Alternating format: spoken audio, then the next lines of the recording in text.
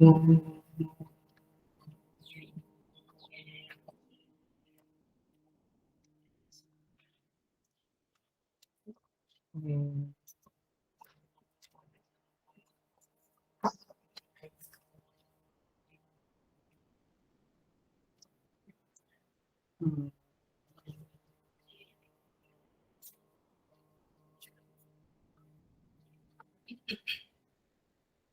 सहना भवतु सहनौ भुनक्तु सह वीर्यं करवावहै तेजस्विनावधीतमस्तु मा विद्विषावहै।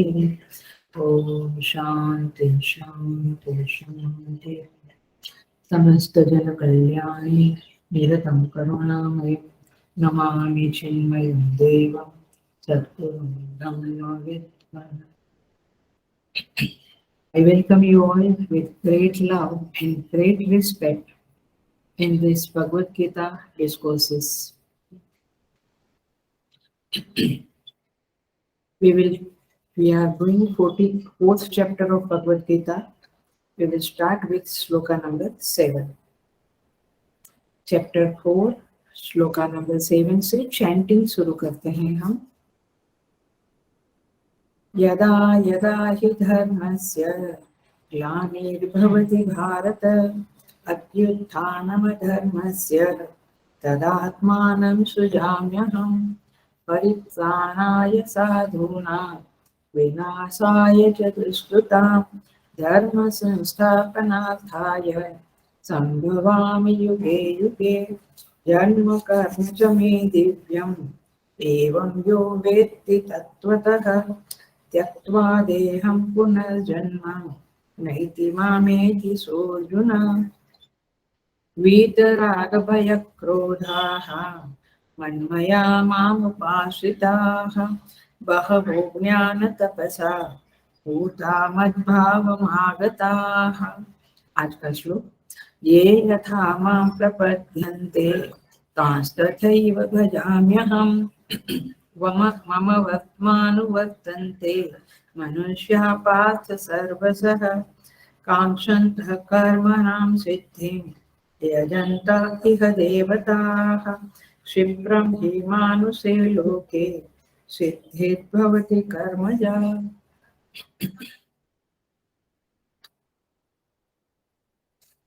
सो चैप्टर 4 भगवान कहते हैं जब भी धर्म की ग्लानि होती है मैं अवतार धारण करता हूँ। इस प्रसंग के बाद भगवान कहते हैं मेरा जन्म कर्म दिव्य है और जो उसे तत्व से जान लेता है वह पुनः इस संसार में आवागमन नहीं करता है। कौन है वो लोग भगवान?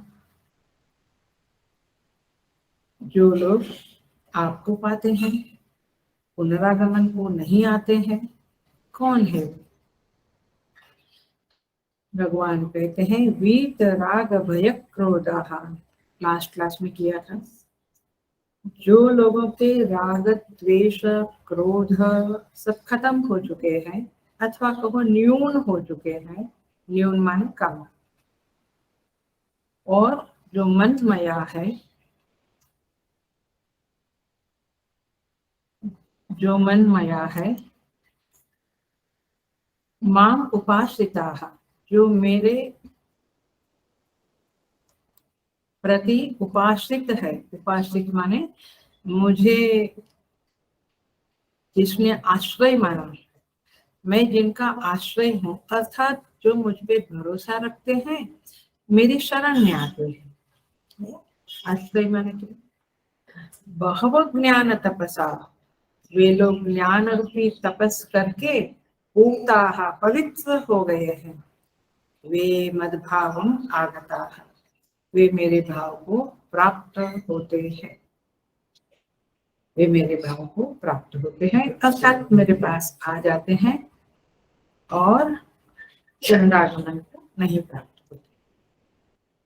यहाँ तक हमने देखा था। तो प्रश्न आता है, तो प्रभु किस आधार पे वे लोग आपके पास आते हैं। अर्थात ये सारी क्वालिटी तो है उनके अंदर,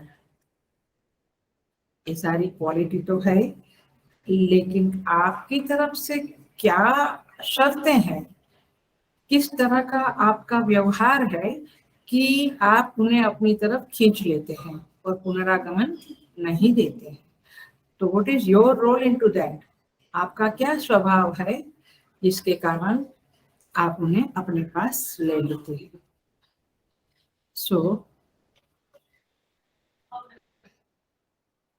तो तात्पर्य ये है यहाँ पे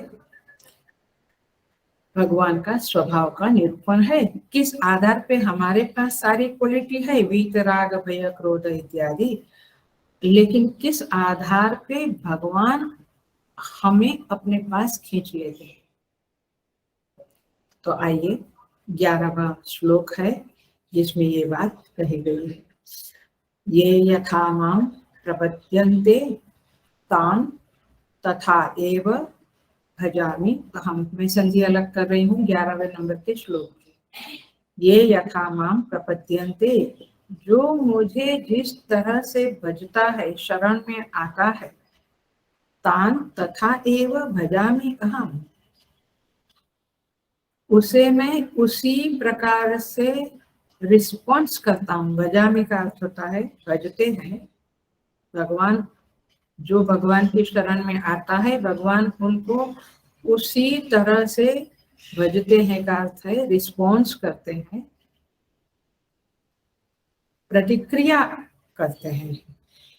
मम वर्त्म अनुवर्तन्ते, मेरे ही मार्ग, वर्त्म माने मार्ग, रास्ता, मम वर्त्म अनुवर्तन्ते, सारे लोग, कौन, मनुष्य पार्थ सर्वसः, सर्वसः मनुष्य, सारे मनुष्य लोग मेरे ही मार्ग का अनुसरण करते हैं, अर्थात मेरी ही तरफ आ रहे हैं। समझ में आता है? ये भगवान का वाक्य ठीक लगता है कि कंफ्यूजन होता है? सारे लोग भगवान की ओर, भगवान कहते सारे लोग मेरी तरफ ही आ रहे हैं। हमें तो लगता है कि कई लोग भगवान की तरफ नहीं जाते हैं। तो गीता जी ऐसे अब समझनी पड़ती है ये अर्थ क्या है। मम वर्तमान वर्तन्ते, देखते हैं हम। सो ये यथा मां प्रपद्यन्ते, जो जिस भाव से, जिस तरह से मुझे बचता है उसको मैं उसी तरह से बचता हूँ। सारे लोग मेरी तरफ आते हैं। मद्भावमागताः मनुष्य पार्थ सर्वसः, भगवान कहते हैं सब लोग मेरे ही मार्ग का अनुसरण करते हैं, मेरी तरफ ही आते हैं। देखते हैं हम इस श्लोक को कैसे समझें।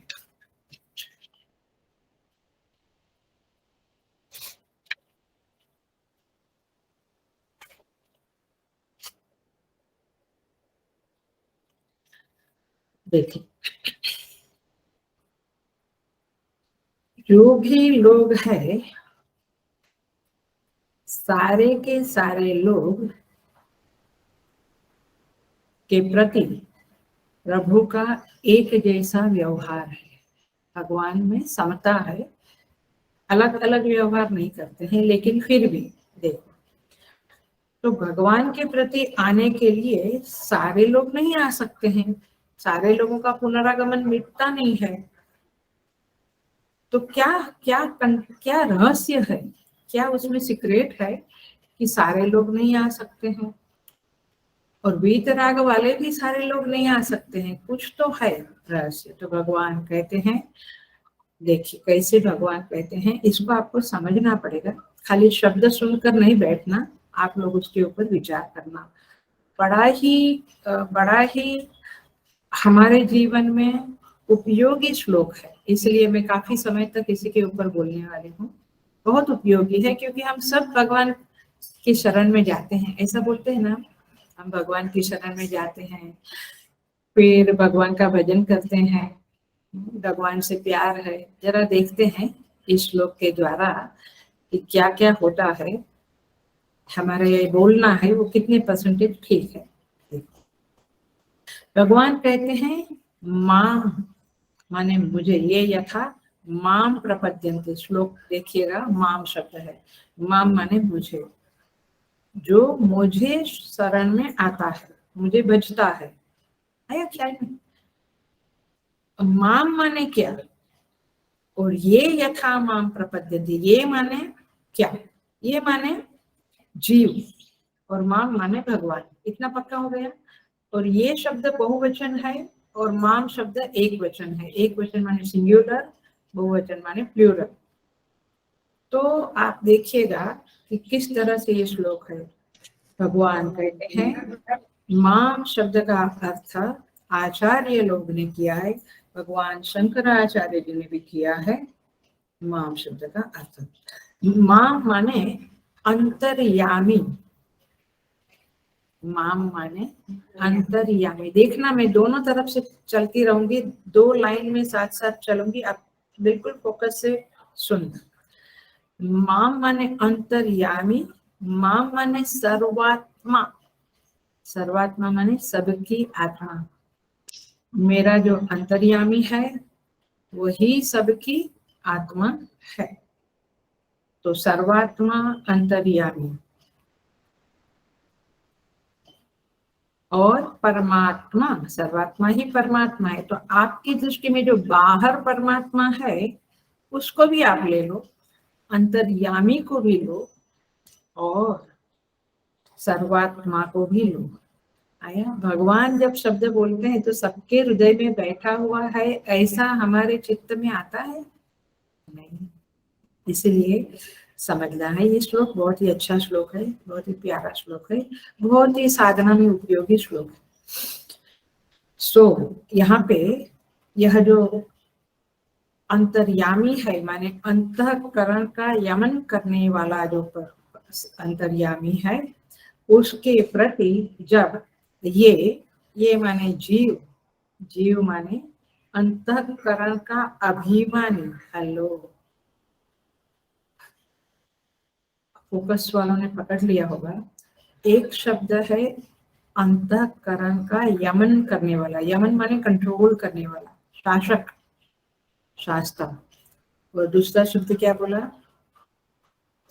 भूल गए, अंतःकरण का अभिमानी। धारण करना पड़ता है, इसलिए मेधा सुक्तम पढ़ो। अंतःकरण का जो अभिमानी है, बहुत सारे अनंत है, बहुत सारे अंतःकरण के अभिमानी है। अंतःकरण के अभिमानी, ये मेरा मन है, ये मेरा शरीर है वाले लोग। अभिमानी माने तादात्म्य करने वाले लोग। आपके अंतःकरण से मैं तादात्म्य नहीं करूंगी, मेरे अंतःकरण से मैं तादात्म्य करूंगी। तो ये है अंतःकरण अभिमानी। और दूसरा क्या बोला, अंतर्यामी। अंतर्यामी माने अंतःकरण का शासन करने वाला। देखो ये आपकी ही कथा चल रही है, इसलिए पूरे इंटरेस्ट के साथ सुनना। अंतःकरण का शासन करने वाला और अंतःकरण का प्रकाशक। प्रकाशक का अर्थ होता है जानने वाला। प्रकाश शब्द वेदांत में, शास्त्र में जानने के अर्थ में है। तो अंतःकरण के हर भावों को, विचारों को जानने वाला और अंतःकरण का शासन करने वाले को कहते हैं अंतर्यामी। और वह अंतर्यामी यहाँ पे माम शब्द से बताया गया है। ये यथा माम प्रपद्यन्ते, ऐसे ही खोलना होता है श्लोकों को। और ये शब्द जो है, ये अंतःकरण का अभिमानी माने जो, अब श्लोक का अर्थ देखो, पहला ही टुकड़ा खाली में दिखाती हूँ।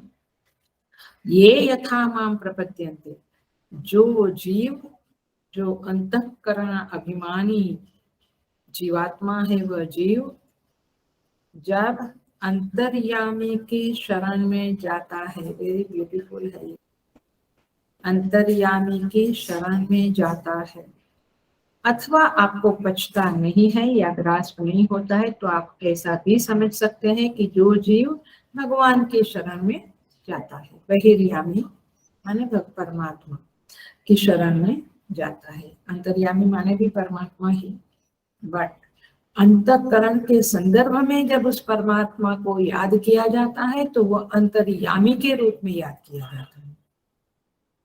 तो ये यथा माम प्रपद्यन्ते, जो साधक जो जीव मेरी शरण में, मुझ अंतर्यामी की शरण में आता है, प्रपत्ति करता है।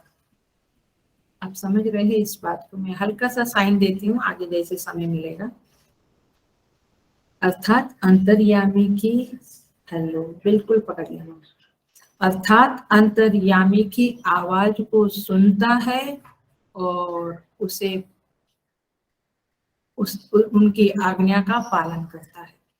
आवाज को सुनकर उसको फॉलो करता है, उसको मानता है और उसके कहने के मुताबिक आचरण करता है, उसे कहेंगे क्या? प्रपत्ति। समझ में आता है? प्रपत्ति माने शरणागति। पकड़ में आई बात है? जो मेरी शरण में जैसे आता है, अब ये very very very very very important शब्द है, यथा एंड तथा। जो जिस तरह से मेरी शरण में आता है, भगवान भाष्यकार बहुत सुंदर कहते हैं ये न प्रकारेण, जिस प्रकार से मेरी शरण में आता है, ये न प्रयोजनेन, जिस प्रयोजन से मेरी शरण में आता है, यत् फलार्थितया, जिस फल की आकांक्षा रखते हुए मेरी शरण में आता है, भगवान कहते हैं तांस तथैव भजामि अहम, तान तथा एव भजामि अहम। देखो ये मुंडक में भी बात करी है ना, दो पक्ष की, द्वा सुपर्णा सयोजा सखाया समानम वृक्षम परिसस्रजाते तयोरन्य स्वादुफलम अत्ति अनश्नन अन्य अभिचाकसेति। एक फल खाता है, एक खाली देखता रहता है। वो देखता रहता है, वो दृष्टा है, वो अंतर्यामी है। फल खाता है, वो जीवात्मा है। तो यही बात है। तो ये अंदर से भी माने अंदर से भी आप उसको समझना चाहिए और बाहर से भी जरूर समझना चाहिए। मोस्टली बाहर से हम समझते हैं। सो ये शब्द जो है वो बहुवचन है क्योंकि जीव अनेक है, लेकिन माम शब्द एक वचन है क्योंकि परमात्मा एक है, सर्वात्मा एक है। जीव अनेक है, आत्मा एक है। तो इस तरह से ये अंतःकरण अभिमानी और अंतर्यामी के बीच में ये जो घटना घटती है वो दिन में 10 बार घटती है मेरे प्रभु, 10 बार। सिंपल रसगुल्ला पड़ा है, शुगर है, अंतर्यामी कहता है मत छू, 1 2 ठीक है, वो भी डिपेंड्स अपॉन। झूठ बोलने का समय आता है, अंतर्यामी कहता है stop it, don't tell lie. So many times ये दोनों के बीच में कन्वर्सेशन होता है, एक अहंकार युक्त जीव और एक परमेश्वर। और किसकी जीत होती है ये आपको देखना है, आपके अंदर कौन जीतता है, विजयी होता है। तो यहाँ पे कहते हैं शरण में जाता है जो जीव, इसका सीधा मतलब यही है कि वह अंतर्यामी की सुनता है। समझ में आ रहा है ना? तो ये है प्रपत्ति। बाकी बाहर से हम कहे मैं भगवान की शरण में हूँ, what do you understand by that and what are you exactly doing for that, what is the clarity about that to you?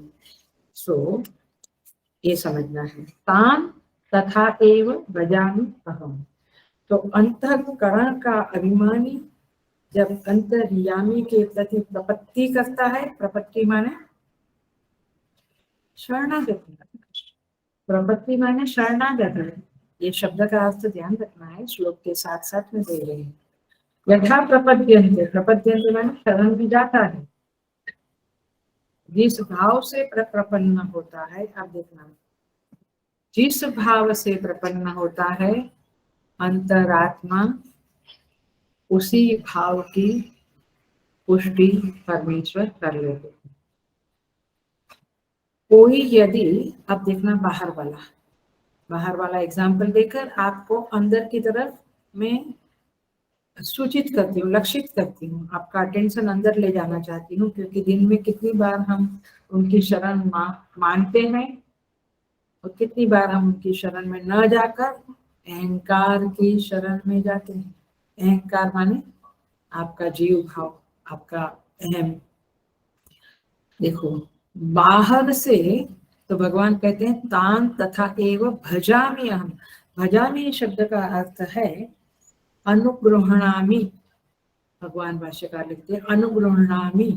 भाष्य में देखना जिसके पास है, बहुत सुंदर भाष्य है इसका, इसलिए मैं भी उसको फॉलो करते करते ही आगे बढ़ूंगी। अनुगृहणामि का अर्थ होता है रिस्पॉन्स करता हूँ, उसको उसी तरह से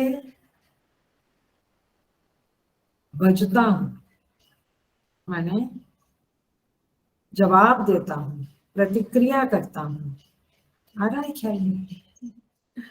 जो मुझे जिस तरह से मेरे प्रति भाव रखता है, प्रयोजन रखता है, उसको उसी प्रयोजन का फल देता हूँ। भगवान कहते हैं जो फलार्थी लोग हैं उनको उसका चाहा हुआ ही देता हूँ। देखिए, कोई भगवान को शत्रु भाव से बचते हैं, नास्तिक लोग बोलते हैं भगवान नाम की कोई चीज नहीं है, तो भगवान कहते हैं मैं उनका शत्रु भाव पुष्ट करता हूँ। हेलो, आप ध्यान रखना, इसलिए श्लोक क्यों इम्पोर्टेंट है। पता नहीं हम क्या क्या मांगते हैं भगवान के पास, क्या क्या इच्छाएं करते हैं, फिर जब पूरी होती है तो हम कहते हैं ये क्या मांगा। तो समझदारी से जीना है। शत्रुभाव से प्रपन्न होता है तो प्रभु उसका शत्रुभाव पुष्ट करते हैं। सुनने में विचित्र लगता होगा आपको, लेकिन कोई नास्तिक भाव रखता है, हेलो समझना, एकदम से कुछ भी नहीं सोचना।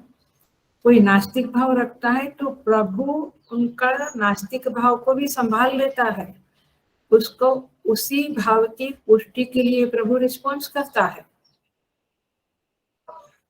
हो सकता है उस व्यक्ति को उसके टाइप के ही लोग मिल जाए, हो सकता है कि यही प्रभु का डिजाइनिंग है, उसके कंप्यूटर की जो फल देने की डिजाइनिंग वो ऐसी ही है, इसलिए उसके कंप्यूटर का क्या बोलते सॉफ्टवेयर जरा जानिए, वो उसके पास में वैसे ही बुक्स आती है, वैसा ही व्हाट्सएप आते हैं, वैसा ही यूट्यूब पे पॉपअप होता है और वो वही चीजें पढ़ता है। तो नास्तिक भाव पुष्ट करने की जिम्मेवारी प्रभु करते हैं, लेकिन चुनाव आप करते हैं कि क्या मानना है, मुझे क्या भाव रखना है। एग्जाम्पल देते हैं, कंस जरासंध भगवान के प्रति शत्रु भाव रखते थे, तो भगवान ने भी फिर उसको मार डाला, शत्रु भाव रखा, आगे धीरे धीरे मार। शिशुपाल ऐसा ही भाव रखता था, वो कहता था कि श्री कृष्ण तो ग्वाला है, परमात्मा नहीं है। क्यों? क्योंकि उसकी दोस्ती भी वैसी थी, दुशासन, शकुनी, जरासंध, ऐसे ही लोगों का वो चंडाल चौकड़ी ऐसी ही मिल जाती थी। तो इस तरह से इसका पॉजिटिव भी देखना, वो भी सोचना। मैं सारी चीजें तो बहुत डिस्क्राइब नहीं कर पाऊंगी क्योंकि पूरा श्लोक है, 3 श्लोक में से मैं एक पे ही चली आई वापस। समझा क्या बोला? 3 श्लोक करती थी एक क्लास में, उसके बदले एक पे ही आ गई, यही है। सो एक बात और ध्यान रखें, संसार में कोई ऐसा व्यक्ति नहीं है जिसके चिंतन में परमात्मा नाम का विषय ना हो। परमात्मा है, परमात्मा नहीं है, ये दोनों चीजें लोगों के मन में चलती है। कोई ऐसा नहीं जो परमात्मा के बारे में भले नेगेटिव या पॉजिटिव कुछ भी सोचता ना हो, ऐसा कोई नहीं रहता है। तो प्रपत्ति में विधि का चुनाव आपको करना है, रिस्पॉन्स प्रभु को देना है, ये रहस्य, ये आप समझ लो।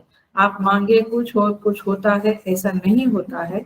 और क्यों होता है, यदि आपके जीवन में या किसी के जीवन में होता है तो क्यों होता है, उसका भी एक प्रिंसिपल है, उसका भी एक क्राइटेरिया है, हम देखेंगे। सो अंदर भी देखो, अंदर भी वही है। अंतर्यामी कहता है आप नहीं सुनते हैं, तो फिर अंतर्यामी रिस्पॉन्स तो देता है, बट कुछ अपनी तरह से देता है। आप समझ रहे हैं? आप नहीं सुनते हैं तो रिस्पॉन्स तो वो देगा ही, लेकिन अपनी तरह से देगा। ये वाक्य को समझिए।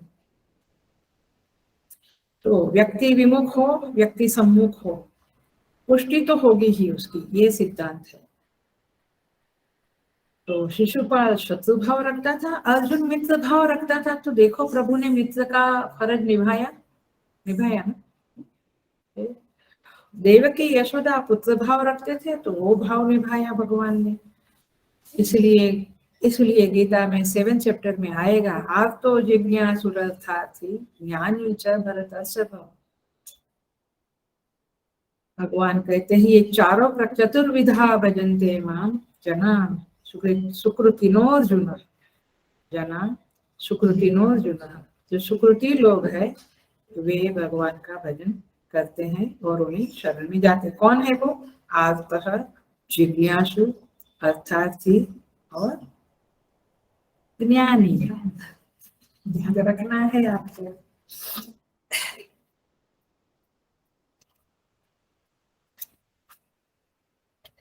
सो दांस तथा एव बजाभ्याम। तो भगवान के स्वभाव को हम जान लेंगे तो हम जीवन को थोड़ा सा और बेटर बना सकेंगे। हमारी इनर पर्सनालिटी को भी हम थोड़ा इम्प्रूव कर सकेंगे, थोड़ा फाइन कर सकेंगे, ब्यूटीफुल कर सकेंगे। सो यहाँ पे कहते हैं सर्वतो भावे प्रपत्ति करने वाले लोग ज्ञानी होते हैं। संपूर्णतया शरणागति है हमारी, थोड़ी कम ज्यादा चलती रहती है। सो अब एक और बात जरा सा जाने हम। भगवान का जो गीता का जो ध्यान श्लोक है वहां पे क्या कहते हैं? प्रपन्न पारिजाताय ज्ञानमुद्राय कृष्णाय गीतामृतदुहे नमः। प्रपन्न पारिजाता है, ये भगवान ये है कि जो उनकी शरण में जाता है उनके लिए वे प्रपन्न पारिजात है, वे पारिजात बन जाते हैं। पारिजात पता है ना, जिस वृक्ष के नीचे बैठने से मनोकामना पूरी होती है। तो आप समझ रहे इस वाक्य को कितना गहरा है, कितना बड़ा है, कितना गहरा है। शरणागत भक्तों के लिए भगवान पारिजात है, उनकी इच्छा पूर्ति करने वाले हैं। कल्पतरु है, जो भी साधक की कल्पना इच्छा होती है। अब देखना, साधक शब्द बोला नहीं, यदि साधक, हाँ, यदि वह उसके हित में होती है तो पूरी होती है। साधक नहीं है हेलो, तो बहुत बार उनकी जो भी इच्छा है, हित वाली अहित वाली, हेलो पकड़ा है, सूक्ष्म है, वो भगवान पूरी कर देता है। ये यथा मां प्रपद्यन्ते तांस्तथैव भजाम्यहम्। वो साधक रूप में परमात्मा की शरण में आता है और कोई शत्रु रूप में आता है या अलग रूप में आता है। देखो भगवान, कोई कहे भगवान को कि मेरा हित जहां है वही मुझे देना, तो भगवान वैसे देते हैं। और जो भगवान को चाहता है, शरण में है, उसका भगवान स्वयं ख्याल करते हैं। असुर लोग जो भी मांगे मिलता था, देखा है ना पुराण में कथा है। एग्जाम्पल दे दूं, भस्मासुर क्या मांगा? जिसके सिर पे हाथ रखो वो जल जाए। मजेदार, भगवान कहा था उसको, और फिर पता है ना, कह तो दिया शंकर भगवान ने, फिर हंस गए। विष्णु ने सहाय किया। विष्णु भगवान मोहिनी रूप लेकर आए और बोले कि मैं तेरे साथ शादी तो करूंगा। वो बोला वो तो मोहित हो गया मोहिनी के प्रति। तो बोला तू मुझसे शादी कर। बोला शादी तो करूंगा, एक बार तो मेरे साथ डांस कर। क्या विचित्र विचित्र होता है। और जैसा मैं करूं वैसा तू करने की कोशिश कर। अच्छा डांस तो नहीं आएगा, कथक भरतनाट्यम नहीं आएगा, बट मैं जैसा करूं। भगवान ने शुरू किया, थोड़ी देर तो ऐसे ऐसे प्ले किया। उसके बाद भगवान ने अपने सर पे ही हाथ रख दिया। मोहिनी ने, भस्मासुर ने भी अपने सर पे हाथ रख दिया, आया भस्म हो गया। याद है ना कथा? ये कथाएं कई वेदांती लोग बोलते क्या ये पुराण पढ़ना, लेकिन मेरे प्रभु पुराण पढ़ने से प्रभु के ये गीता के श्लोक जो है ना, प्रभु ने जो कहे हुए गीता के श्लोक वो खुलते हैं मेरे भगवान। सो भस्मासुर ने तो जो मांगा वो दे दिया, क्योंकि वो भगवान की शरण में था, ऐसा नहीं है, वो स्वार्थ की पूर्ति करना चाहता था, तो उसका अहित था, वो भी दे दिया।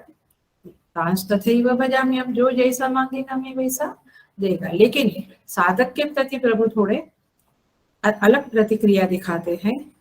अलग माने सिद्धांत में तो वही है कि वो जो चाहता है वो देते हैं, बट चाहने के साथ साथ वो भगवान की शरण में आया हुआ है। वो क्या कहता है देखो, नारद जी कहते हैं रामचरितमानस में, बालकांड में आता है, जेहि विधि नाथ होई हित मोरा, जेहि विधि नाथ होई हित मोरा, सो बेगी करहु सो बेगी दास में तोरा। करहु सो बेगी, बेगी माने तुरंत, करहु सो बेगी दास में तोरा, मैं आपका दास हूं, जिसमें मेरा हित है वही आप करिएगा। समझ में आ रहा है? मांगना भी तो बुद्धिमत्ता होती है। बुद्धि बुद्धि के सिवा कुछ नहीं इस दुनिया में, बुद्धि सर्वश्रेष्ठ चीज। इसलिए हमको बचपन में सिखाया जाता था, हे भगवान सद्बुद्धि दो। याद आता है? आजकल के पेरेंट्स क्या सिखाते हैं मुझे नहीं पता। और भगवान क्या कहते हैं देखो, भगवान कहते हैं वही रामचरितमानस में, बालकांड में, भगवान क्या रिस्पॉन्स देते हैं, जेहि विधि होई परम हित, जेहि विधि होई परम हित, नारद सुनहु तुम्हार। हे नारद सुनो, तुम्हारा जिसमें परम हित होगा सोई हम करब न आन कछु, वही हम करेंगे और कुछ नहीं करेंगे। क्योंकि आपने वैसा मांगा तो भगवान वैसा किया। आपने मांगा ही नहीं कि मेरा हित किसमें है वैसा दो, जो चाहा तो फिर भगवान ने दे दिया, भस्मासुर की तरह। हम भी कभी कभी भस्मासुर होते हैं, कभी कभी नारद होते हैं, पता है ना? कभी कभी भगवान को कहते ही नहीं कि मेरा कल्याण है वो देना, ये चाहिए ही चाहिए भगवान, तो भगवान देते हैं। ठीक है, तो ये तांस तथैव भजामि हम का मीनिंग समझ में आ रहा है ना आपको? समझ में थोड़ा थोड़ा आ रहा है ना? और भी बताते हैं। देखो, जो मोक्ष मांगता उसको मोक्ष देते, जो धन मांगता उसको धन देते। महाभारत के युद्ध के पहले क्लासिक एग्जाम्पल है, अर्जुन और दुर्योधन दोनों गए थे, याद है ना, भगवान के पास। अर्जुन ने क्या मांगा? भगवान को ही मांगा, और दुर्योधन ने सेना मांगी, भगवान ने वही दिया। जो यथा मां प्रपद्यन्ते तांश तथैव भजाम्यहम्। ये सिद्धांत याद रहेगा जीवन में तो साधना में बहुत फर्क हो जाएगा। आप इसको बहुत मनन चिंतन करना। इसलिए मैं शांति से, भले एक श्लोक होवे बट शांति से सिखा रही हूँ, क्योंकि ये रियली जीवन में बड़ा टच करने वाला, जीवन से सटोसट जुड़ा हुआ ये श्लोक है। सो भगवान कहते हैं तत्फलदानेन अनुगृह्णामि, भजामि का अर्थ है अनुगृह्णामि, मैं फल देकर उसके प्रति अनुग्रह करता हूँ। अय्या कभी कभी तो वो लगता है भगवान आप हमें सजा दे रहे हैं, नहीं, वो सजा के पर्दे के पीछे अनुग्रह ही होता है। इसलिए भाष्यकार के शब्दों को लाइटली नहीं लेना, भाष्यकार के हर शब्द में बहुत कुछ छिपा हुआ है। भाष्यकार कहते हैं तत्फलदानेन अनुगृह्णामि, मैं उसे फल देता हूँ, जो जो मांगता है उसको वो देता हूँ, और अनुग्रह, ये मेरा अनुग्रह है। तो तांस तथैव भजामि का अर्थ आप समझ लिया मेरे ख्याल से। प्रभु वो रिस्पॉन्स करता है और उसमें उसका अनुग्रह होता है। जिस कामना से भक्त जाता है भगवान उसको फल देते हुए अनुग्रह करते हैं। सो अर्जुन कहता है, क्या कहता है, सुंदर क्लासिक श्लोक है गीता का, कार्पण्य दोषोपहत स्वभाव पृच्छामि त्वां धर्म सम्मूढचेताः, यच्छ्रेयस्यात् निश्चितं ब्रूहि तन्मे शिष्यस्तेऽहं साधिमां त्वां प्रपन्नम्। मैं आपका शिष्य हूँ, आपकी शरण में आया हूँ। देखिए शब्दों का चुनाव, गीता के हर शब्द बहुत गहरे हैं। शिष्यस्ते हम अहम, मैं आपका शिष्य हूँ। शाधी माम, मुझे टीचिंग दीजिए, मुझे शिक्षा, शिक्षा माने पनिशमेंट नहीं, शिक्षा माने टीचिंग। शाधी माम त्वाम प्रपन्नम, मैं आपकी शरण में आया हूँ। भगवान तुरंत गुरु बन गए। 7वें श्लोक में कार्मण्य दोष बोला, 11वें श्लोक में भगवान गुरु बन के उपदेश देना शुरू किया। Are you getting? इमीडिएटली ही रिस्पॉन्सेस, डिपेंड्स अपॉन योर भाव। इसलिए यहाँ का ये न प्रकारेण ये न प्रयोजनेन यत् फलार्थितया, ये 3 शब्द दिया है भाष्य में। तो इसीलिए भगवान उसके भक्तों को और सभी को रिस्पॉन्स करते ही करते हैं। और अर्जुन को इस तरह से किया। श्रीमद् भागवत में कहते हैं, जब शिष्य कहता है प्रभु मैं आपकी शरण में हूँ, अहम त्वाम अधीनः, मैं तुम्हारे, अहम भक्तः त्वाम अधीनः, मैं भक्त हूँ आपका, आपको चाहता हूँ। भक्त माने क्या? चाहना। मैं किसी का भक्त हूँ, मैं शास्त्र का भक्त हूँ, माने क्या? मैं श्रुति माता का भक्त तो हूँ, बट मैं पढ़ता नहीं, ऐसे नहीं होगा। भक्त का क्या अर्थ होता है? भक्त माने चाहना, चाहना। तो अहम भक्तः अधीनः त्वाम अधीन, मैं आपके अधीन हूँ, मैं आपके शरण में हूँ। भगवान कहते हैं अहम भक्त पराधीनः, श्रीमद् भागवतम में कहते हैं मैं भक्त की पराधीन, मैं भक्त के अधीन हूँ। इसका क्या अर्थ हुआ? मेरे भक्त ने ये मांगा तो मुझे उसको देना पड़ा है। तो ये तांस तथैव भजाम्यहम का अर्थ है। जबरदस्त है ये सब चीजें। श्रीमद् भागवत में, श्रीमद् भागवत में श्लोक आता है, क्या सुपर्ब है। माने आप कई बार कहते हैं या भागवत तो ठीक है, अभी नहीं भाई, भागवत परमहंसों की गीता है, माने परमहंसों का ग्रंथ है। और सारी चीजें आप मिलाकर देखिए, एक ही बातें हैं, सिद्धांत आप पकड़ ले तो। भागवतम में कहते हैं जब भगवान कंस की रंग भूमि में प्रवेश करते हैं, पता है ना, कंस ने बुलाया था, ये जाते हैं रंग मंच पे, रंग भूमि में प्रवेश करते हैं, तो लोग उनको कैसे देखते हैं?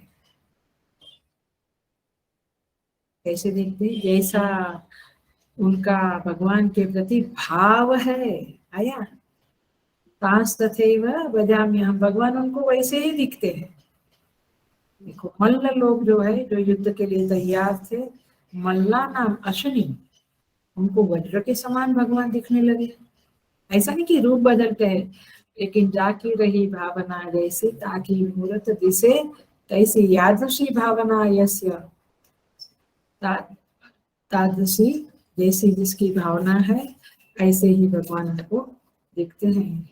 यादृशी भावना यस्य सिद्धिर्भवति तादृशी, उसकी सिद्धि, सिद्धि माने वैसा ही उनको रिस्पॉन्स मिलता है। मैं तो यहाँ तक इसमें नहीं है, लेकिन जो सुनी है आचार्य से बातें, उसके आधार पे ये भी कह सकते हैं हम कि दुनिया भी उसी तरह से आपको रिस्पॉन्स करती है, भगवान तो करते ही है।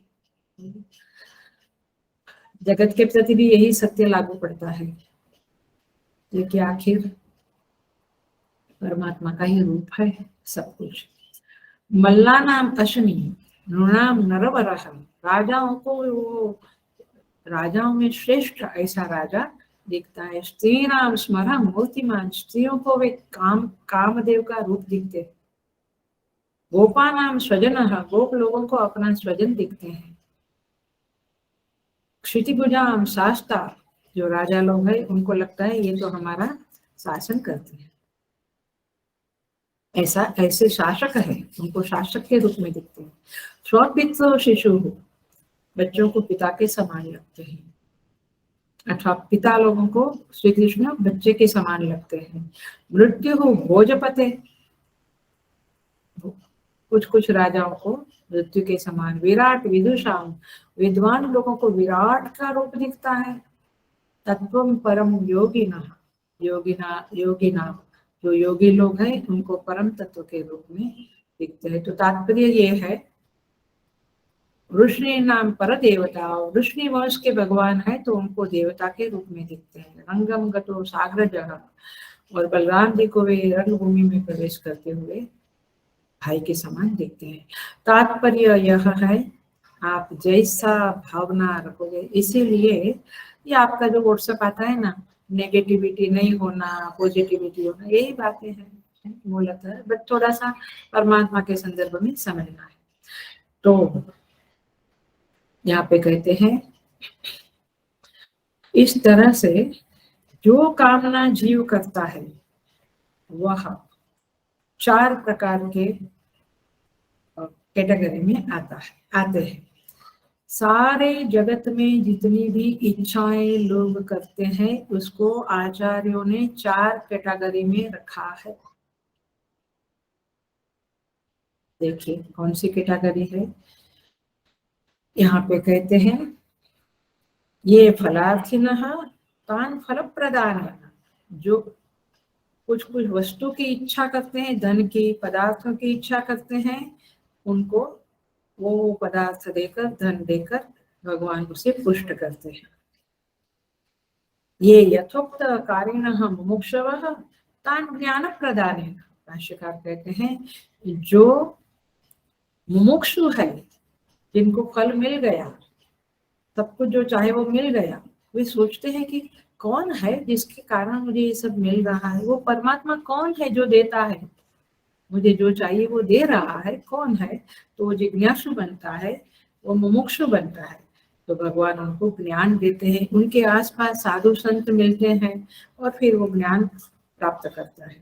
सो उससे ऊपर की कोटि जो है, ये ज्ञानिनः संन्यासिनः मुमुक्षवः च तान् मोक्ष प्रदान, जो ज्ञानी है, जो ऊपर उठ चुके हैं, सन्यासी है, उनको प्रभु मोक्ष प्रदान करता है। तो इस तरह से आर्तः जो बीमार है, जो रोगी है, जो दुखी है, संबंध टूट गया, धन चला गया, शरीर में बीमारी आ गई, जो दुखी है, भगवान उनका दुख हरण करके, याद आता है ना द्रौपदी वगैरह, तो भगवान उनका दुख हरण करके उनको मदद करते हैं। तो इस तरह से भगवान का तो रिस्पॉन्स है, आप जैसा चाहे वैसा रिस्पॉन्स है। गुजराती में कहते हैं हरि ना विसारे तेने हरि ना विसारे रे, जिसको, जो भगवान को विसारना माने भूलना, जो भगवान को नहीं भूलता है उसको भगवान भी नहीं भूलते हैं। समझ में आता है इसके बाद। तो इस तरह से यहाँ पे तांस तथा भजामि तांस तथैव भजामि अहम्। अब थोड़ा सा देखें, अब एक मुख्य बात देखनी है, जरा सा शायद मिसअंडरस्टैंडिंग हो तो इसके लिए, जीव जब कामना करता है अथवा इस 4 कैटेगरी में उसका डिवीजन हो जाता है कि अभी हम कहते हैं कि ये अभी दुखी नहीं है, लेकिन ये अभी जिज्ञासु है, क्योंकि वो क्लासेस में जाता है, वो सत्संग करता है, वो शास्त्र पढ़ता है, लेक्चर घर में सुनता है, अभी वो जिज्ञासु बना है, वो परमात्मा के बारे में जानना चाहता है। तो आप जिज्ञासु बन गए तो एक नियम है कि आर्तः अर्थार्थी जिज्ञासु ज्ञानी, ये स्टेप तो है ऊपर चढ़ने के, लेकिन ऐसा नहीं है कि जब आप जिज्ञासु है तब आप आर्त नहीं हो, जब आप ज्ञानी हो तब आप आर्त नहीं हो, ऐसा नहीं है। आप अर्थार्थी भी हो सकते हैं, आर्त भी हो सकते हैं, और जिज्ञासु तो है ही आप। अथवा जो आर्त है वो जिज्ञासु नहीं है, ऐसा नहीं, उसको भी कभी, जो दुखी है उसको भी लगता है कि ये कौन भगवान है जो इस तरह से फल देता है। तो तात्पर्य है कि कोई नियत क्रम नहीं है कि ये 4 ऐसे ही आगे, जैसे फर्स्ट एक स्टैंडर्ड, सेकंड स्टैंडर्ड, ऐसा नहीं है। जो जिज्ञासु है, प्रेमी है, भगवान का भक्त है, वो भी आर्त भक्त हो सकता है, आर्त की कैटेगरी में पड़ता है। जैसे द्रौपदी आर्त की कैटेगरी में पड़ी कब? सभा में, जब कौरवों की सभा में उसको खींच के लिया जाता था, चित्त में बैंगन और क्या भिंडी चलता रहता है तो याद नहीं आता है शास्त्र। सो आर्त है वो, वैसे वो प्रेमी भक्त है, वो भगवान से बहुत प्रेम करती थी, भगवान भी उससे बहुत प्रेम करते थे, लेकिन इस समय में वो आर्त बन गई। अर्थार्थी भी बनी द्रौपदी। कब? अक्षय पात्र के समय। याद आती है कथा, दुर्वासा मुनि का भय क्रोध। तो उस डर से बचने के लिए उन्होंने भगवान को पुकारा कि मेरा तो बर्तन खाली हो गया है। वो अक्षय पात्र अब कुछ नहीं, भगवान आके देखा, देख तुलसी पत्र चिपका हुआ है, मांग मिल जाएगा। तो अर्थार्थी बन गई। बहुत सारी कथाएं आप देखिए भागवत में और रामायण में वगैरह। नंद बाबा को सर्प लपेटा था, सर्प ने लपेट लिया था पैरों, रक्षा करो पुकारने लगे। कालिंदी के तट पर भगवान आए और पैर से सर्प को टच किया, सर्प हट गया। आया आर्त, वैसे पिता है लेकिन आर्त भगवान के भक्त बन गए। ऐसे बहुत सारी चीजें। दावानल हुआ, गोपबालों ने त्राही त्राही पुकारा भगवान को, वैसे गोपबाल तो सखा थे, याद आता है, सखा थे, सखा भाव था, लेकिन आर्त बन गए। भगवान ने दावानल पी लिया और बचा दिया। बहुत सारी कथाएं हैं, आप दशम स्कंद में तो ज्यादा ही कथाएं हैं, देखिएगा। सो तात्पर्य ये है, ताम तथा एव भजामि, हम भगवान रिस्पॉन्स करते हैं और अवश्य करते हैं। शायद कहीं हमारी गलती है, हमारी कोई कमी है कि प्रभु ने हमको रिस्पॉन्स नहीं दिया। लेकिन एक बात है कि ये चारों एक साथ नहीं हो सकते हैं। आप जब आर्त भक्त है तो जिज्ञासु भक्त नहीं हो सकते, जिज्ञासु भक्त है उस मोमेंट में आप आर्त भक्त नहीं हो सकते। मैंने 4 कैटेगरी अलग अलग है। और कभी आप ज्ञानी की कक्षा तक पहुंच जाते हैं, कभी आप अर्थार्थी भी होते हैं, भगवान मुझे ये चाहिए ही चाहिए। सन्यास है तो क्या होगा, वो भी मांगता है भगवान से, अर्थार्थी भी मांगता है।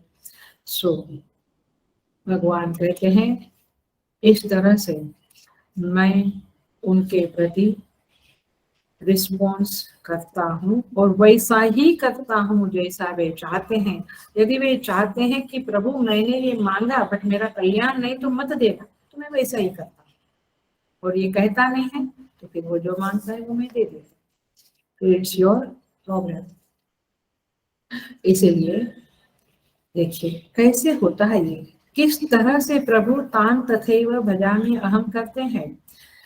सोचिए कोई मुमुक्षु है जिसको कोई कष्ट नहीं है जीवन में, धन भी है उसके पास, धन की भी जरूरत नहीं लगती है उसको, और ठीक ठाक है, उसको लगता है अब ये क्या दुनिया है, ये कौन बनाया, ये कौन फल देता है, तो ये विषमता दिखती है जीवन में, जगत में लोगों के।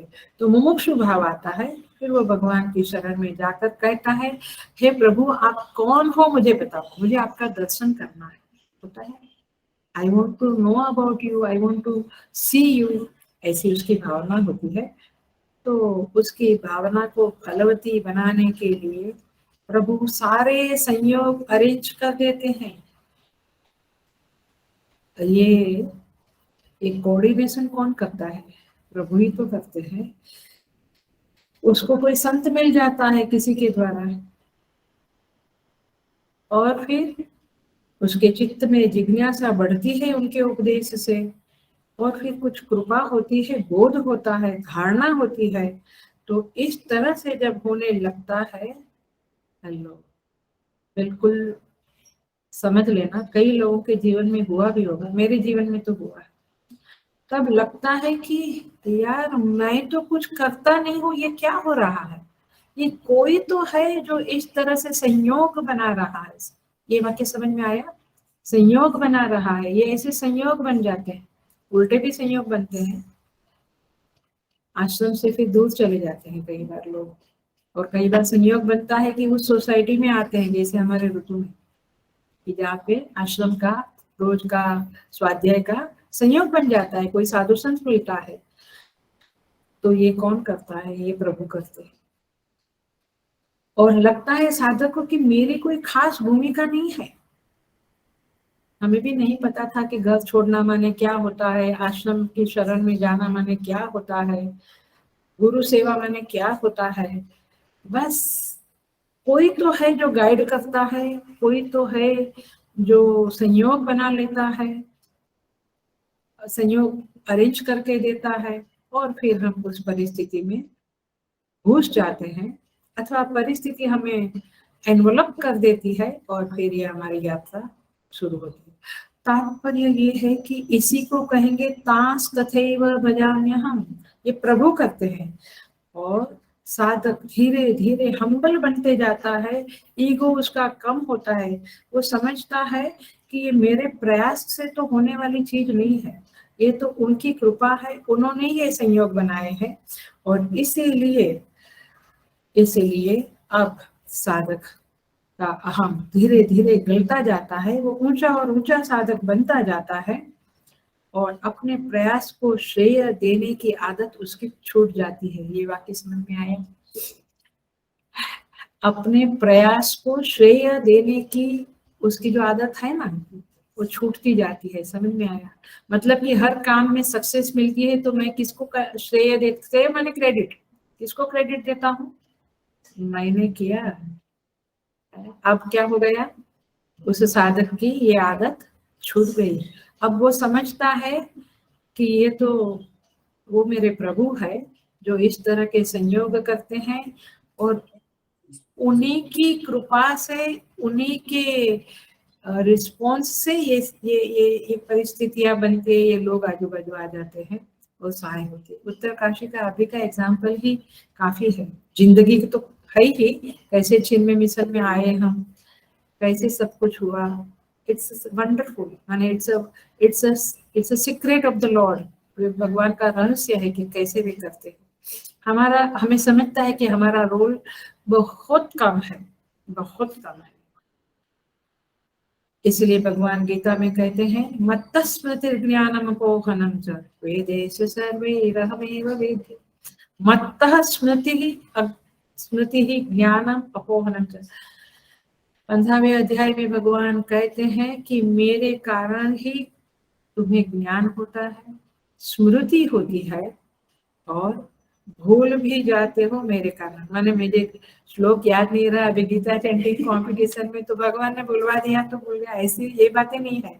इसके पीछे जरा समझना पड़ता है।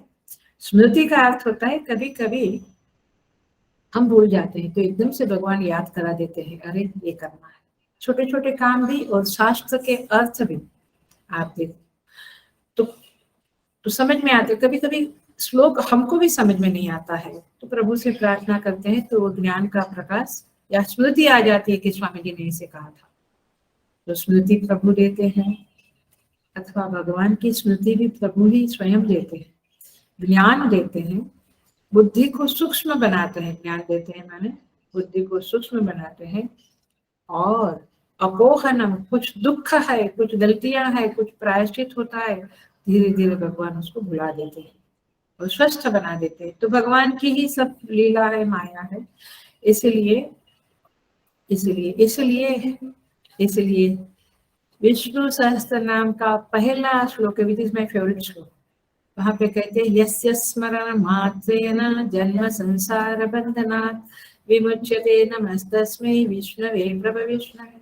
इसके स्मरण मात्र से जन्म संसार बंधनात् विमुच्यते, इस जन्म मरण के फेरे से मुक्त हो जाते हैं उनके स्मरण से। ये है स्मृति, परमात्मा की कृपा से वो होती है, जिसको होती है भाग्यवान है। सो हमें बिल्कुल समझता है कि ये मेरे उद्यम का परिणाम नहीं है, मेरे परिश्रम का, मेरे करने का ये परिणाम नहीं है, ये उनकी कृपा है। और जब ऐसा साधक इस तरह से सोचना शुरू कर देता है, हर क्षण उसे अंदर से ना, बाहर से बोलना नहीं, अंदर से उसे लगने लगता है, तब उसका अहंकार गलता है, डाइल्यूट होता है, और फिर वो अच्छा से अच्छा साधक बनता है। बट कब, जब ये श्लोक समझ में आ जावे तब। तांस तथैव भजाम्यहम्। इसीलिए गोस्वामी तुलसीदास जी महाराज रामचरितमानस में कहते हैं सोई जानई जेहि देहु जनाई। भगवान जिसके सामने अपने आप को प्रकट करता है वही उसको जान सकता है। यमे वै स वृणुते तेन लभ्यः स्वाम तनु विवृणोति, कठोपनिषद। जो भगवान का वर्ण करता है, वर्ण करना मैंने समझता है चुनाव करना। जैसे आप मॉल में जाते हैं तो 100 कपड़े देख के एक का चुनाव करते हो ना, अथवा अनेक प्रकार की चीजें देखकर फिर एक प्रकार की चीज चुनते हो। ऐसे ही संसार में अनेक प्रकार की चीजें हैं मेरे आसपास, लेकिन चुनाव मैं किसका करता हूँ? भगवान का। तब जाके भगवान विवृणुते तनु स्वाम, अपने आप को प्रकट कर देते हैं। तात्पर्य यह है कि प्रभु की कृपा के ऊपर है। तुम्हारी कृपा तुम्ही रघुनंदन जान ही भगत भगत गुरचंद। आपकी कृपा से ही भगवान साधक लोग आपको जान सकते हैं। और ये सारी कुछ यात्रा है, और बिल्कुल आप हमें उंगली पकड़ के चलाते हो। हम कहते हैं कि अब मैं बड़ा हो गया, मुझे बाप की जरूरत नहीं है, लेकिन आखिर वो पिता ही है, वो जगत पिता है जो सारे जीवों को चलाता है। अब आप ये नहीं कहना कि किसी को गलत मार्ग पे क्यों चलाता है, क्यों आप नहीं कह सकेंगे?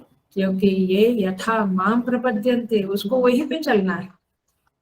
तथैव, वहीं पे मैं उसको चलाता हूँ।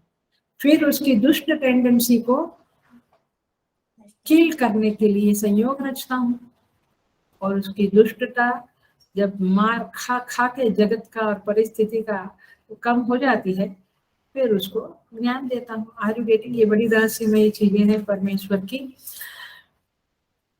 तो यहाँ पे कहते हैं, देखिए कि भगवान कैसे आप रिस्पॉन्स करते हो, तो बस ये यथामाम प्रपद्यन्ते। इस तरह से पहली लाइन लगभग पूरी हो रही है, 12 बजे को आया है। हम सेकंड लाइन करते हैं। भजामि, ये शब्द हमने समझ लिया। अब हम कहते हैं मम वर्तमान वर्तन्ते, मेरे ही मार्ग का लोग अनुसरण करते हैं। क्या अर्थ है, क्या समझे हम? मैं 3 चीजें बताऊंगी उसके आंसर में, तीनों को आप समझेगा, कुछ ना कुछ तो पकड़ लेना। एक तो अर्थ यह है कि मैं हूँ आनंद स्वरूप, और ये मैं लक्ष्य रूप में हूँ। सबका जीवन का लक्ष्य यही है, आनंद चाहिए, सच्चिदानंद चाहिए, सच्चित आनंद। सत माने जीवन और लंबा चाहिए, चित माने ज्ञान चाहिए, मूर्ख नहीं रहना है, और आनंद चाहिए, दुख नहीं चाहिए। सो सारे लोग उसी के लिए प्रयत्न करते हैं। तो क्या अर्थ हुआ? सभी लोग मेरे प्रति, मेरे मार्ग का अनुसरण करते मेरे प्रति ही आ रहे हैं। विज्ञानम आनंदम ब्रह्म। दूसरा अर्थ यह है, थोड़ा सा लंबा, मैंने लंबा कम कर रही हूँ, थोड़ी स्पीड कर रही हूँ। दूसरा अर्थ ऐसा है कि कोई कोई व्यक्ति आपको लगता है कि वो साधक नहीं है, या साधक बनने की कोशिश भी नहीं करता है, लेकिन वह साधक बनने की प्रक्रिया में शामिल है। ये शब्दों को समझना, हिंदी है ये, थोड़ा इंग्लिश वालों को समझने की कोशिश करना। चाहे कोई आज के दिन साधक नहीं है, अथवा साधक जैसा नहीं दिखता है, लेकिन फिर भी वह साधक बनने की प्रक्रिया में शामिल ही है। क्यों? क्योंकि ये वाक्य इंपॉर्टेंट है, क्योंकि भगवान की विद्या माया, भगवान एक दो माया है, एक अविद्या माया, एक विद्या माया। भगवान की विद्या माया, ये सब पंचदशी वगैरह बड़े ग्रंथों में इसकी बातें आती है।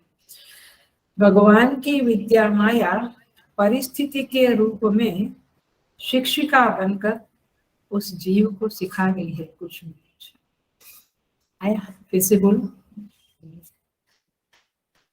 हर व्यक्ति साधक के रूप, साधक बनने की प्रक्रिया में शामिल है, उसी प्रक्रिया से गुजर रहा है।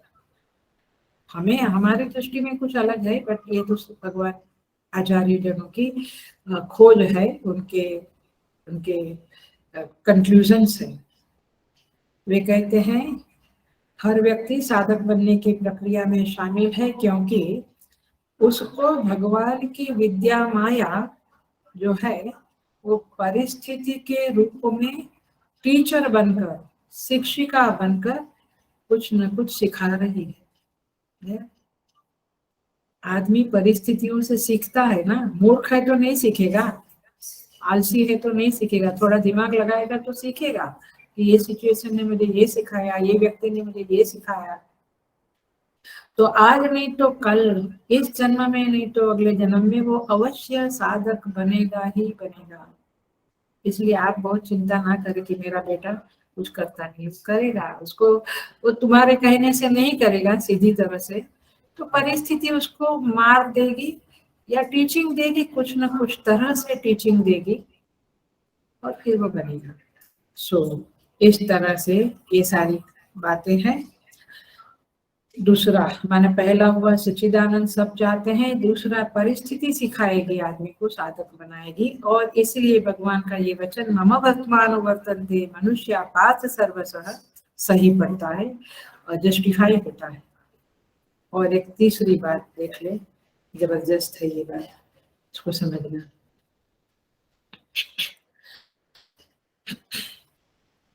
जो सच्चिदानंद परमात्मा है, अंदर जो एक आनंद का स्रोत है, सबके अंदर है, वह जीव को खींचता रहता है, खींचता रहता है। आनंद चाहिए, आनंद चाहिए, ये मॉल में नहीं मिला अच्छा सा दिल खुश वाली चीज, तो वो मॉल में छोटा मोटा आनंद के पीछे पड़े। तो जीव का, लेकिन जीव का किसी भी अन्य विषय में संतुष्ट न होना, जहां जहां वो जाता है आनंद की खोज में, वहां वहां वह सुपरफिशियली संतुष्ट होता हुआ दिखाई देता है, बट कुछ समय के बाद पुनः असंतुष्ट हो जाता है, बैक टू पेविलियन। ये क्या बात है? संत लोग, महात्मा लोग कहते हैं ये मानव जीव के प्रति परमात्मा की असीम करुणा है, क्योंकि जीव को आनंद की भूख है। ये बात सच है, एक सच्चाई है। इसलिए वह निरंतर आनंद की खोज में भटकता रहता है, ये भी सच है। और न जाने कितनी जगह पे उसने आनंद को खोजा, लेकिन वो संतुष्ट नहीं हुआ, ये भी सच है। थोड़ा होता है वापस संतुष्ट नहीं हुआ, यह भी एक सच्चाई है। और 3 सच्चाई देखी, चौथी सच्चाई देख लो। ये जीवन की बातें हैं, बिल्कुल हमारी बातें हैं। संतुष्ट नहीं हुआ तो आनंद की इच्छा को छोड़ देता है, ये बात भी नहीं है, ये भी एक सच्चाई है। उसकी इच्छा तो चलती रहती है। तो इस तरह से चारों सच्चाइयों पे ध्यान जाए तो अभिप्राय यह निकलता है कि जीव तब तक खोजी बना रहता है, ढूंढता रहता है, जब तक उसको वह आनंद नहीं मिलता जो उसको चाहिए। उसको परमानेंट चाहिए, निरायास चाहिए, स्वच्छ चाहिए। बहुत सारी आनंद की व्याख्याएं आती है, तैत्तरीय उपनिषद में ये सब बड़ा चैप्टर है आनंद का, ब्रह्मानंद वल्ली। उसको जहाँ ढूंढता है वहां है ही नहीं, संसार में वास्तव में आनंद है ही नहीं, तो कहाँ से मिलेगा? और इसीलिए वह ढूंढते ढूंढते ढूंढते ऐसी जगह आएगा जहाँ वास्तव में आनंद है, तब वो संतुष्ट होगा। तो अभी मुझे बताओ कि मम वर्तमान वर्तन्ते मनुष्य पार्थ सर्वस्व हुआ ना, मेरे ही पीछे पीछे आ रहे, मेरे ही मार्ग का अनुसरण कर रहे, भगवान की ओर ही जीव बढ़ रहा है। माने आनंद ढूंढा, उसमें मेहनत करके पाया, फिर पाने की खुशी बनाई, फिर या तो छूट गया या छोड़ दिया, क्योंकि उसमें कोई दम नहीं रहा अभी, कहाँ तक एक ही चीज से। तो इसीलिए उसकी खोज तो कहीं पूरी हुई नहीं, तो फिर वह जहाँ सच्चा आनंद है वहीं पे मुड़ेगा, ये बात तो है। इसीलिए सर्वस मनुष्याः मम वर्तमान वर्तन्ते, ऐसा भगवान कहते हैं। इस तरह से, और ये भगवान की करुणा है कि वह रॉन्ग जगह पे, गलत जगह पे जीव को संतुष्ट होने देता नहीं, और साधक मुमुक्षु बनने तक कोशिशें करता है, और फिर प्रभु कृपा करके मुमुक्षु बनाता है, फिर ज्ञानी बनाता है। और इस तरह से यहाँ पे ये श्लोक पूरा होता है। हम आगे के श्लोक को थोड़ा टच कर लेते हैं। श्लोका नंबर 12, जहाँ पे भगवान कहते कांक्षतः कर्मणां सिद्धिं यजन्त इह देवताः क्षिप्रं हि मानुषे लोके सिद्धिर्भवति कर्मजा। इस मनुष्य लोक में यह मानुषे लोके कर्मणाम सिद्धिं कांक्षन्तः, कर्म के फल को चाहने वाले लोग, हम सब आएंगे उसमें। कर्म के फल को चाहने वाले लोग जो कर्म करते हैं उसका फल चाहते हैं कि नहीं? अवश्य चाहते हैं।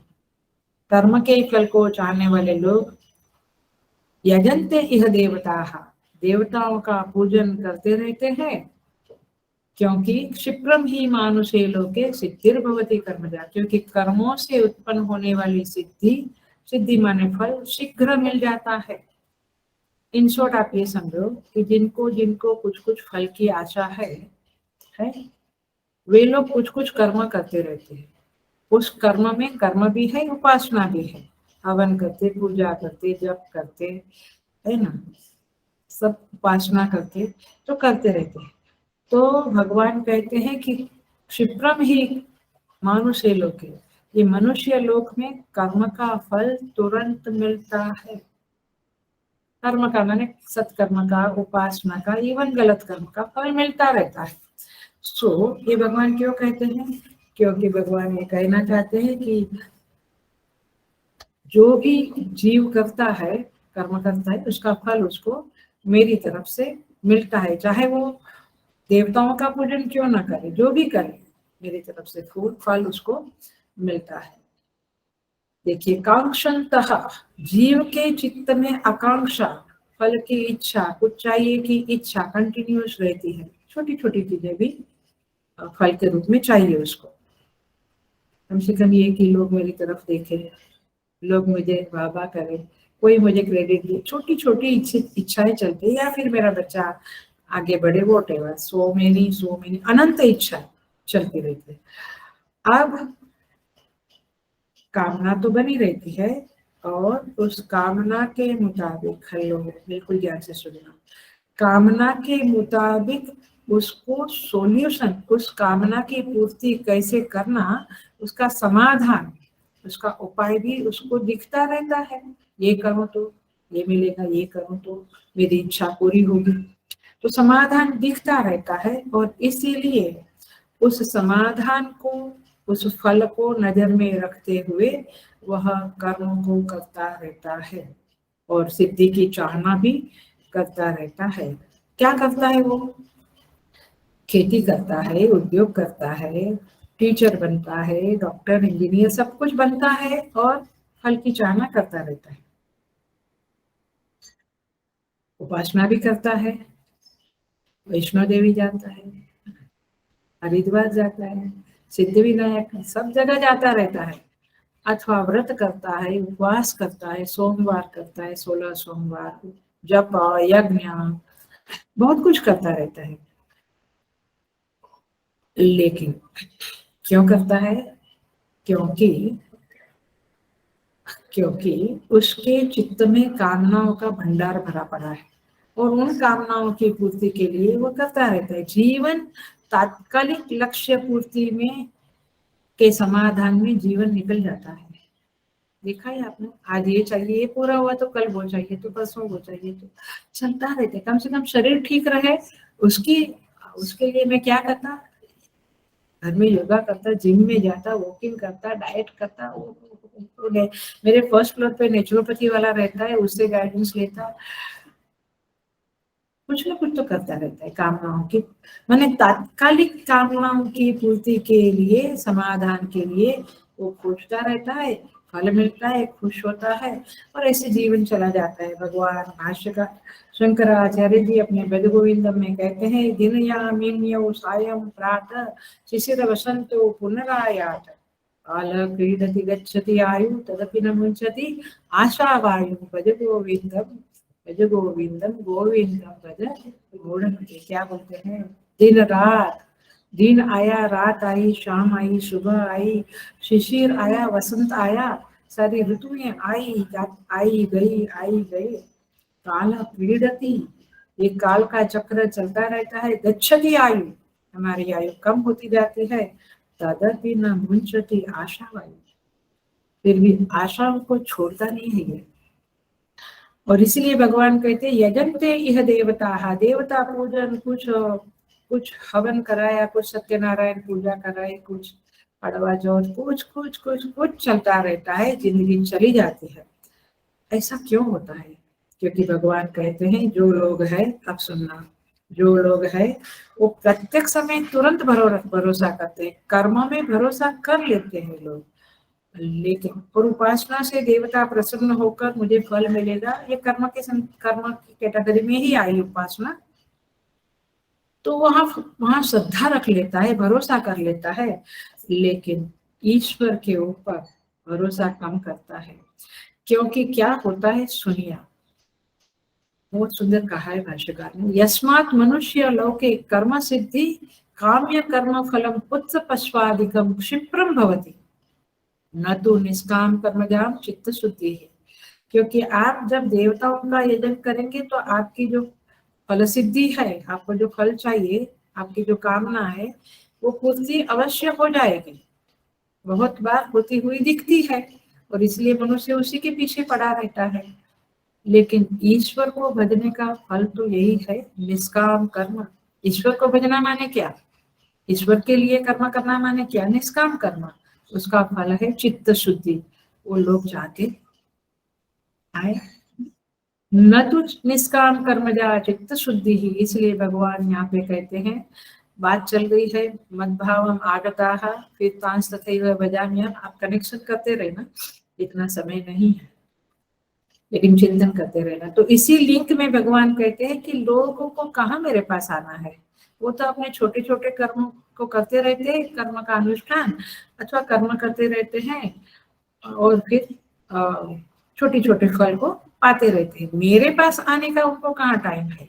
मुझे प्राप्त करने के लिए मैं तो निष्काम कर्म करना है, तब जाके चित्त शुद्धि होगी और फिर मेरी प्राप्ति होगी, मद्भावम आगता होगा। ऐसा तो लोग करते नहीं है। इसीलिए भगवान यहाँ पे कहते हैं प्रायोरिटी मनुष्य की छोटे छोटे लक्ष्य ही है, बड़ी प्रायोरिटी तो पार्वती माता जैसे कोई है। क्या कहते हैं, जब वो भगवान के लिए तपस्या कर रही थी तो बहुत विघ्न आए, नारद जी ने कहा छोड़ दो, लेकिन वो क्या कहती है, जन्म कोटि लगी रगर हमारी, बारहूं शंभु न त रहूं कुंवारी। समझ में आया? मैं तो जन्मों जन्म यही करूंगी उनकी प्राप्ति के लिए, आराधना तपस्या, नहीं तो कुंवारी रहूंगी, लेकिन तपस्या में विचलित नहीं होंगी। हमारा कैसा है? तो आत्मज्ञान तो चाहिए, एवरीबॉडी वांट्स सेल्फ रियलाइजेशन चाहिए ना, मन में आता है ना, भगवान चाहिए, ये दुनिया नहीं चाहिए अभी। हाँ, लेकिन उसके लिए जो निष्काम कर्म करना है वो कितना करते हैं इनमें टाइम की पूरा होने पर है। सो इस तरह से क्षिप्रम ही मानुषे लोके सिद्धिर भवति कर्मजा, ये कर्म का फल मनुष्य लोक में मिलता हुआ दिखता है, इसलिए मनुष्य कर्म के ऊपर ज्यादा भरोसा रखता है। परमेश्वर जो चित्त शुद्धि और आत्मज्ञान देंगे वहां पे भरोसा कम है। वो लक्ष्य बड़ा संभालना पड़ता है, जिंदगी भर करना पड़ता है। ये तो एक कथा कर डाली सत्यनारायण की, एक यात्रा कर डाली, एक अनुष्ठान कर लिया, 1.25 लाख का, हाँ शांति हो गई, फिर हम थोड़ा रिलैक्स होते हैं। तो इसलिए जीव जो कमजोर जीव है वे ईश्वराश्रय की बजाय कर्माश्रय अथवा उपासना का आश्रय लेते हैं, देवताओं का आश्रय लेते हैं, छोटी छोटी इच्छाएं पूर्ति करते हैं, और फिर इस तरह से जीवन चला जाता है। वे लोग ईश्वर प्राप्ति की कामना पूर्ति के लिए जो करना चाहिए, निष्काम कर्म, ज्ञान प्राप्ति, गुरु की सेवा, वो सब नहीं करते हैं, और इसलिए वे मेरे पास नहीं आते हैं। यही बात यहाँ पे कही गई है। अगला श्लोक जो है थोड़ा डाइजेस्ट न होवे वैसा है, लेकिन आप लोग आइएगा और सुनिएगा, डाइजेस्ट होता है तो ठीक है, नहीं तो करने की कोशिश करना, क्योंकि भगवान का वचन है। So we will enter into the 30th shloka next class. Om Purnamadah Purnamidam Purnat Purnamudachyate Purnasya Purnamadaya Purnameva Vasishyate. Om Shanti Shanti Shanti. Hari Om Shri Guru Namaha. Hari Om.